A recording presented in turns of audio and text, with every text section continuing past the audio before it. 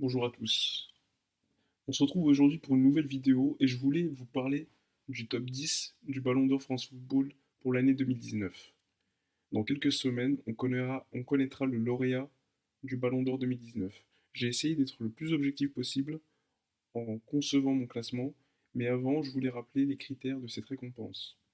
Premier critère, les performances individuelles et collectives pendant l'année.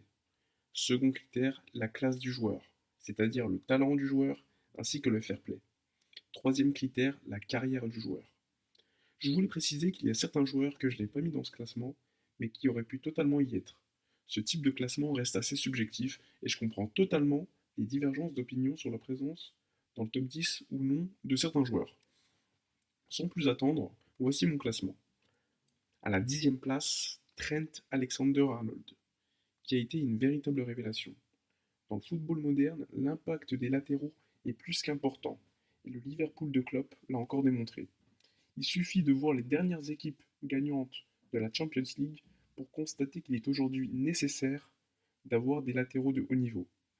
Que cela soit la paire Marcelo Carvajal pour le Real Madrid, Alves ou Jordi Alba pour le Barça, Robertson Alexander-Arnold pour le Liverpool de Klopp. Je n'ai pas mis dans ce classement Robertson, mais il aurait pu totalement y figurer. À la 9e place, Roberto Firmino. Joueur idéal pour ses compères d'attaque à Liverpool, il n'a d'un neuf que le numéro. Très à l'aise balle au pied, il permet à Salah et à Mané de briller. En plus d'avoir gagné la Champions League, il a également remporté la Copa América au Brésil. À la 8e place, Robert Lewandowski. Le Ballon d'Or reste une récompense individuelle, alors je voulais saluer l'année 2019 de Robert Lewandowski. Pas une grande année pour lui en termes collectifs, il sort avec le Bayern de Munich en huitième de finale de Champions League, mais il a été l'un des joueurs les plus réguliers en 2019. C'est d'ailleurs aujourd'hui le meilleur buteur de l'année civile devant Messi. Il porte littéralement le Bayern Munich sur cette année. Il a d'ailleurs gagné la Bundesliga. À la 7e place, Raheem Sterling.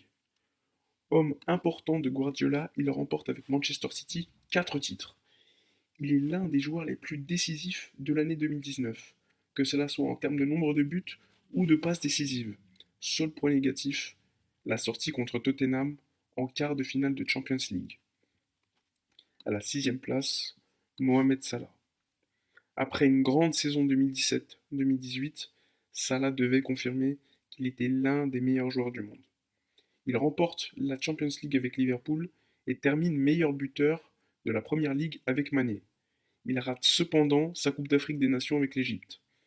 Il a certes effectué une belle saison 2018-2019, mais il a effectué une saison moins aboutie que celle en 2017-2018. 5e place, Cristiano Ronaldo.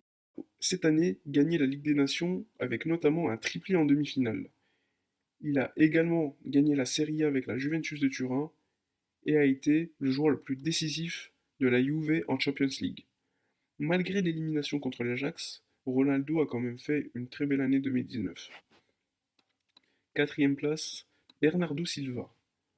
Vainqueur de la Ligue des Nations en étant élu meilleur joueur de la compétition, il a également gagné 4 titres avec Manchester City. Il a été d'ailleurs l'un des hommes clés de Guardiola et a encore progressé cette année. On arrive maintenant à mon podium du Ballon d'Or 2019. Je tiens à préciser qu'il a été compliqué de faire un choix, étant donné que je considère que ces 3 joueurs mériteraient de gagner le trophée. Les 3 respectent les critères et pourraient le gagner. À la 3e place, Virgil van Dijk. Vainqueur du trophée du meilleur joueur UEFA, Van Dijk a démontré cette année qu'il était le meilleur défenseur du monde. Gagnant de la Ligue des Champions, meilleur joueur de Première Ligue, il mériterait amplement le Ballon d'Or. Seul point négatif, peut-être l'élimination avec les Pays-Bas en Ligue des Nations. À la seconde place, Sadio Mané. Meilleur buteur de la Première Ligue la saison passée, Mané a démontré cette année qu'il était un très grand joueur. Malheureux finaliste de la Coupe d'Afrique des Nations, il est selon moi le meilleur attaquant de Liverpool en 2019. Pas forcément décisif en demi-finale ni en finale de Champions League, c'est ce qui a peut-être fait la différence dans mon classement. En première place, Lionel Messi. Élu comme étant le meilleur joueur du monde par la FIFA, Messi est le joueur le plus décisif en 2019. Individuellement, il n'y a pas mieux. Meilleur buteur de la Champions League, il sort néanmoins en demi-finale contre Liverpool à Anfield, malgré une bonne performance de sa part, et je tiens à le préciser. Le Soulier d'Or a certes gagné le championnat d'Espagne, mais a fini que troisième lors de la Copa América au Brésil.